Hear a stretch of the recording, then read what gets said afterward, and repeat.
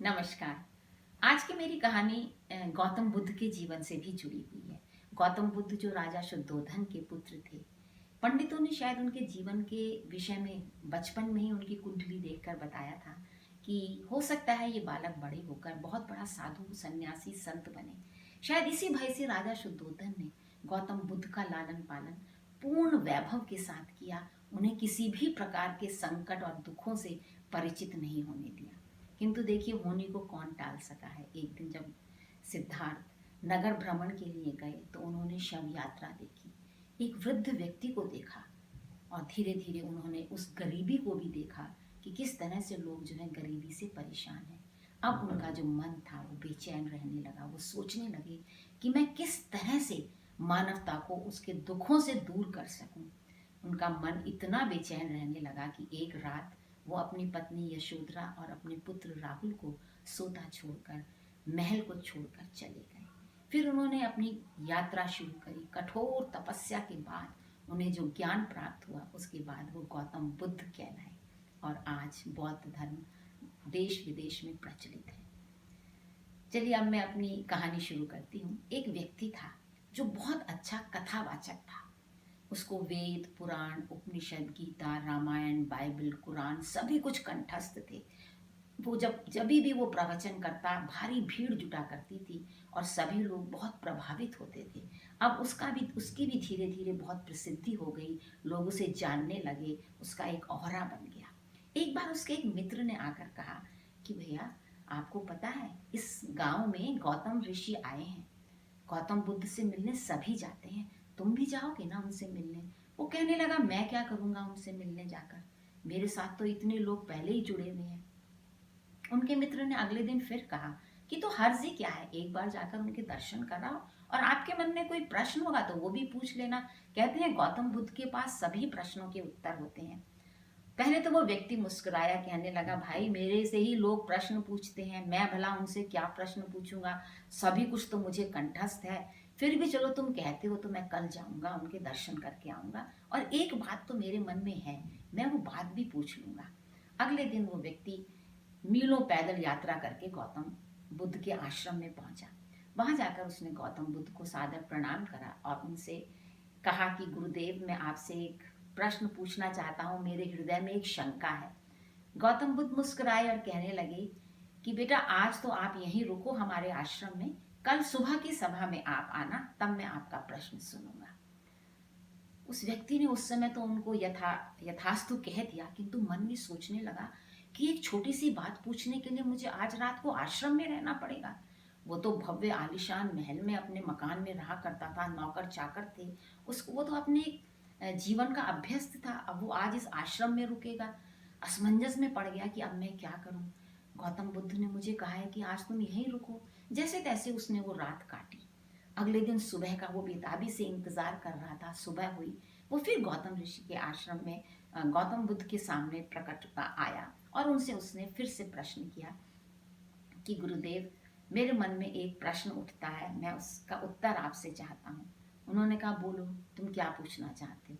उस व्यक्ति ने कहा कि प्रभु, सब कहते हैं कि ईश्वर है, मैं भी इस बात को मानता हूँ कि ईश्वर है, किंतु वो कभी दिखाई तो देते ही नहीं। क्या आपने कभी उन्हें देखा है? मैं कैसे उनको देख सकता हूँ?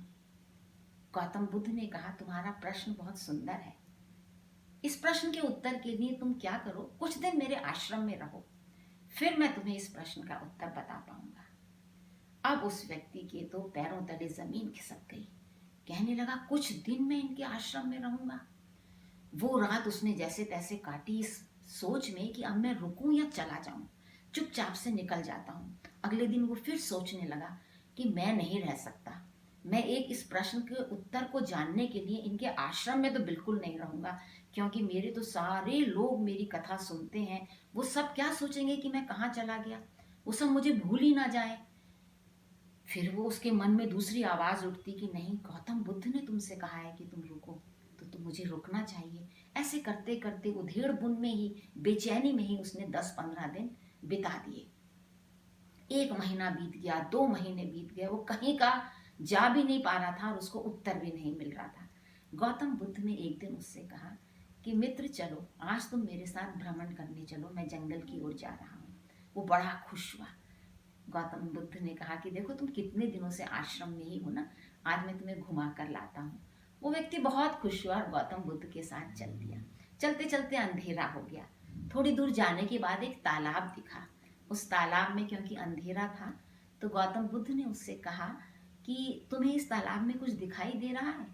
तो वो कहने लगा, यूं तो वैसे रात हो गई है लेकिन चांद की परछाई इस पानी में दिख रही है। पानी बिल्कुल स्थिर है, साफ है, इसलिए चांद की परछाई उसमें मुझे दिख रही है। गौतम बुद्ध ने कहा, हाँ मैं भी देख सकता हूँ कि इसके अंदर चांद है, कितना सुंदर लग रहा है। अच्छा अब तुम ऐसा करो, पास में से ही एक पत्थर उठा के लाओ। वो व्यक्ति सोचने लगा, पता नहीं क्या पत्थर क्यों मंगवा रहे हैं। खैर गुरु की आज्ञा थी, वो गया और वो पत्थर उठा के लाया। अब गौतम बुद्ध ने कहा, इस पत्थर को बड़े वेग से तुम इस पानी के अंदर फेंको। उस व्यक्ति ने उस पानी के अंदर उस पत्थर को फेंका। अब गौतम बुद्ध ने कहा, अब मुझे बताओ तुम्हें इसमें क्या दिखाई देता है। वो व्यक्ति कहने लगा, गुरुदेव अब तो इसमें कुछ भी दिखाई नहीं दे रहा। सारी इसकी पानी की गंदगी ऊपर आ गई है। चांद भी झिलमिलाता जो हमें दिख रहा था वो दिखना अब बंद हो गया है। चारों तरफ पेड़ पत्तियां तैरने लगी हैं, छोटे मोटे कीड़े मकोड़े दिख रहे हैं। पूरा पानी गदेला सा हो गया है, गंदा सा हो गया, अब कुछ भी नहीं दिख रहा है। गौतम बुद्ध ने विनम्र भाव से उसकी ओर देखा और कहा कि मित्र, तुम्हें तुम्हारे प्रश्न का उत्तर मिल गया होगा। उस व्यक्ति की आंखें खुली की खुली रह गई और वो सोचने लगा, कितनी गहरी बात को गौतम बुद्ध ने कितनी सहजता से मुझे बता दिया कि जब तक हमारे भीतर शांति नहीं होगी हम प्रभु के दर्शन नहीं कर सकते। इसके लिए आवश्यक है कि हम अपने अंदर उठने वाले विचारों को, भावनाओं को, ईर्ष्या को, द्वेष को, क्रोध को, इन सब भावों को हम शांत करें। जब हम शांत कर लेंगे तो हमको आनंद की प्राप्ति होगी, हम बहुत खुश रहने लगेंगे और तभी हमें प्रभु के दर्शन भी हो सकेंगे। तो ये थी वो छोटी सी कहानी जो हम सब लोगों को सिखाती है कि ये संसार तो नश्वर है, एक दिन हम सबसे छूट जाएगा। इस संसार में सुख से रहने के लिए, आनंद से रहने के लिए हमें क्या चाहिए कि हम अपने विचारों को शांत करें। और उसको शांत करने के लिए गौतम बुद्ध ने भी हमसे कहा था कि आप ध्यान लगाया करिए, मेडिटेशन किया कीजिए। मेडिटेशन करने से हमारे भीतर जो पल पल विचार उठते रहते हैं वो धीरे धीरे धीरे धीरे शांत हो जाते हैं और हमको एक विशेष सुख, आनंद और खुशी और साथ ही साथ एक शक्ति की प्राप्ति होती है। यही ये मेरी छोटी सी कहानी समाप्त होती है। अगले सप्ताह मैं फिर आपके साथ ऐसी ही एक छोटी सी कहानी को लेकर आपके बीच आऊंगी। तब तक के लिए नमस्कार।